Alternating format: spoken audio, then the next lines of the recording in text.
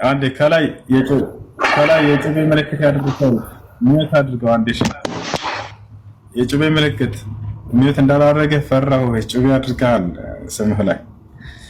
እሺ ራሱ ሚውት አድርግ እና ነብያችን ሰለላሁ ዐለይሂ ወሰለም ላ ተቁም الساعة حتى تروا 10 علامات الساعة 10 የትንሳኤ ምልክቶችን እስክታዩ ድረስ ትንሳኤ አትቆምም አሉ ነብያችን ሰለላሁ ዐለይሂ ወሰለም።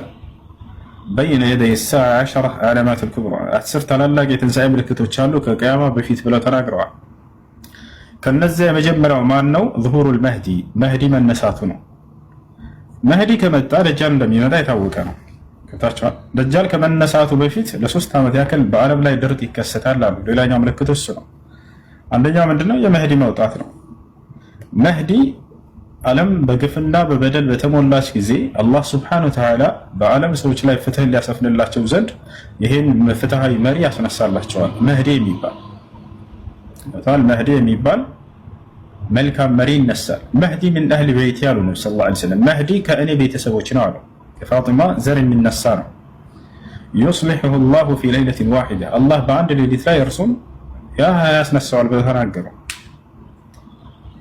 ፈየኡሙኩም ቢልኪታቢ ወሱና በቁርአንና በሐዲስ ያስተዳድራቸዋል። ይዋጢኡ እስመሁ እስሚ ያሉ ስሙም ከእኔ ስም ጋር ይገጣጠማል ብለው ተናገሩ። ይህ ፍትሃዊ መሪ እየመራ ያለ ነው። ሐሰተኛው መሲህ ዛኔ ይነሳል። ደጃል ከየት ይነሳል ከተባለ የኽሩጁ ደጃል ሚን አርድ ኹራሳን ፈየትበዑሁ 70,000 የሁዲ ወዐላ ሩኡሲሂም አጠያሊስ።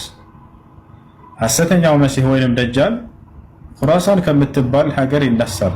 ዛሬ ላይ ኢራን ማለት ነች። ከኢራን አንሱ ባለበት አካባቢ በዚች አካባቢ እንዳለ የአይሁድ ሀገር ሆናለች ይላሉ። እና ሐሰተኛው መሲህ ዛኔ ይነሳል። አይሁዶችም ይከተሉታል አሉ ነብዩ ሰለላሁ ዐለይሂ ወሰለም። ተመልከቱ፣ ለምንድን ነው አይሁዶች የሚከተሉት?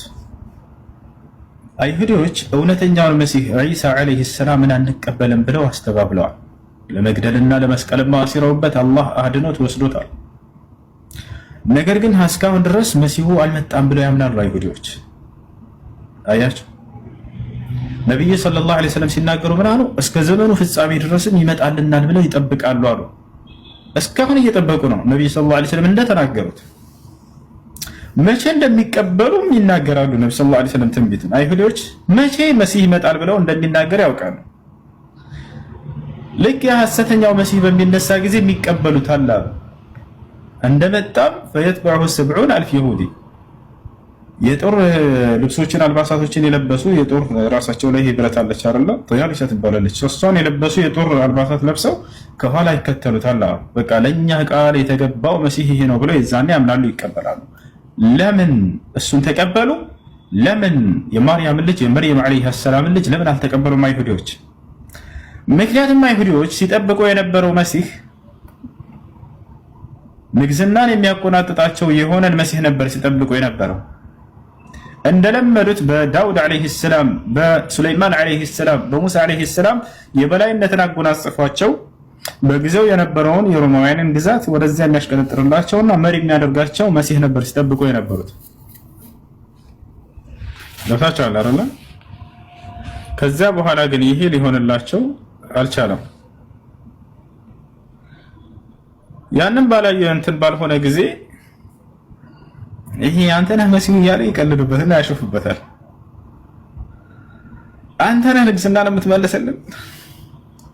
መጨረሻ ለመግደልና ለማስከል አሴሩ፣ አልሆነላቸውም። አላህ አነሳ። ያኛው ሐሰተኛው መሲህ በሚነሳ ግን እርሱ መሪ ነኝ ይላቸዋል። የዚህ ዓለም አምላክ ወይንም ገዢ ነኝ ይላቸዋል። ያንን ንግስናና ሹመትም እንደሚመልስላቸው ባንዴ ያሳያቸዋል። እዛ ገብታቸዋል አይደል? ሲያዩትም ንግስናን ያቆናጠጣቸው ይመስላቸዋል። እና በቃ ለኛ ነው ቃል የተገባው ይላሉ። ይሄ ነው ለኛ ቃል የተገባው መሲህ። የዛኔም እውነተኛውን መሲህ ሊያወርደው ይገባል አላህ ሱብሓነሁ ወተዓላ። አሁን ሚስጥሩ ገባቸው። ለምን ዒሳን እንዳስቀረው ያ ሐሰተኛው መሲህ ጋር ትስስር ስላለው ነው። በዚያ የበላይነትን አገኘን ብለው ትንቢቱ ተፈጸመ ብለው የበላይነትን እንዳገኙ ሲባርቁ ጊዜ አይሁዶች እውነተኛው መሲህ ነው መውረድ ያለበት። ኢብራሂም መጥቶ ደጃልን ቢገድል አያስኬድም ጥበቡ። ነቢዩ ሰለላሁ ዐለይሂ ወሰለም ተነስተው ቢገድሉ አያስኬድም ጥበቡ። ምክንያቱም አይሁዶች መሲህ ብለው ነብዩ ሰለላሁ ዐለይሂ ወሰለምን አላዩም ነበር። ወይንም ደግሞ እርሳቸው መሲህ ናቸው ተብሎ አላስተባበል ያን አለ መሲሁን ዒሳን ያስተባበሉት እነዚህ ሰዎች። ሙሳ መጥቶ ቢገድል አያስገድም ጥበቡ። ስለዚህ አላህ ዒሳን ማስቀረት አለበት፣ ወደ ሰማይ ሊያነሳው ይገባል። ከዚያ በኋላ የበላይነትን አገኘን በመሲሁ ብለው ሲባርቁ ጊዜ አይሁዶች ያን የካዱትን መሲሁን አላህ ያስነሳው ከሰማይ ያመጣዋል።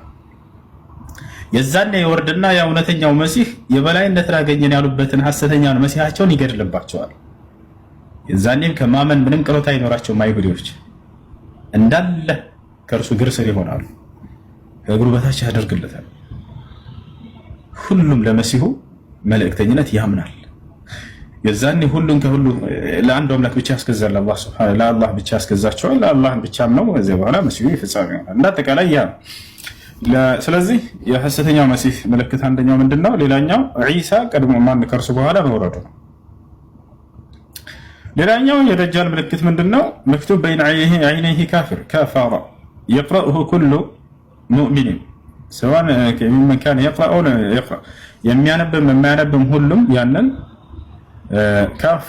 ካፊር የሚል ምልክት አለ፣ ፊደል አለች እዚህ ጋር እሱን ተጽፎበታል ይላሉ ነብዩ ሰለላሁ ዐለይሂ ወሰለም። ከሃዲ ማለት ነው። ማንበብ የሚችልም የማይችለውንም የዛኔ አላህ እንዲያነባው ያደርጋቸዋል። ከዚያ በኋላ ነብዩ ሰለላሁ ዐለይሂ ወሰለም ምናሉ? በቀኝ እጁ ጀነት በግራ እጁ ጀሃነም የሚመስል ነገር ይዞ ታያላችሁ አሉ። ነገር ግን አደራ ጀነት ብሎ የሚነግራችሁ ጀሃነም ነው፣ ጀሃነም ብሎ የሚነግራችሁ ጀነት ነው አሉ። እንዳታሙት ሐሰተኛ ነው አሉ። ለምንድን ነው ያን ይዞ የሚመጣው? ተመልከቱ። በጣም ችግር በበዛበት ጊዜ ነው ደጃል የሚመጣው። ለ3 ዓመት ያክል ዝናብ ያቋርጣል። መሬት ምንም የምታበቅለው ነገር አይኖራትም። የምድር ሰዎች በረሃብ ይሆናሉ አሉ ነብዩ ሰለላሁ ዐለይሂ ወሰለም። በዚያን ጊዜ ነው ደጃል የሚነሳው። ዝናብ ሰዎች በፈለጉበት ጊዜ ይነሳል። ዝናብ ትፈልጋላችሁ ላወርድላችሁ ይላቸዋል። ታቻው ፈተና ይሆን ዘንድ ይሄ ነገር ይሰጠዋል። ምክንያቱም አላህ ሱብሓነሁ ወተዓላ ሰዎችን ሐሲበ الناس أن يتركوا أن يقولوا آمنا وهم لا يفتنون ይላል። ሰዎች አምነናል ብለው ሳይፈተኑ ምተዋቸው ይመስላቸዋልና ላልተዋቸውም ብሏል። ነብያት ሳይቀር ተፈትነዋል አልተፈተኑም? ተፈትነዋል። ነብዩ ሰለላሁ ዐለይሂ ወሰለም እነ ኢብራሂም እነ ሙሳ እስከ እሳት ላይ እስከ መወርወር ድረስ ተፈትነዋል አይደል? የዛኔም ሰዎች ይሄ ትልቁ ፈተና ነው በዓለም ላይ ይታቻል አይደል? የዛኔ እነዚህ ሰዎች ይፈተናሉ። ዝናብ ላወርድላችሁ ይላቸዋል። ሲወርድ ያሉ ሰዎች ላቆማ ይላቸዋል። ቁም ይላል፣ ይቆምለታል። ይታቻል። ሌላም ነገራቶችን ሲያደርግ ይታያል። የዛኔ ግን ትክክለኛ አማኞች ለእርሱ እጅ አይሰጡም፣ በእምነታቸው ላይ ይጸናሉ። ይታቻል። እና ያ ነው ደጃል ምልክቶቹ።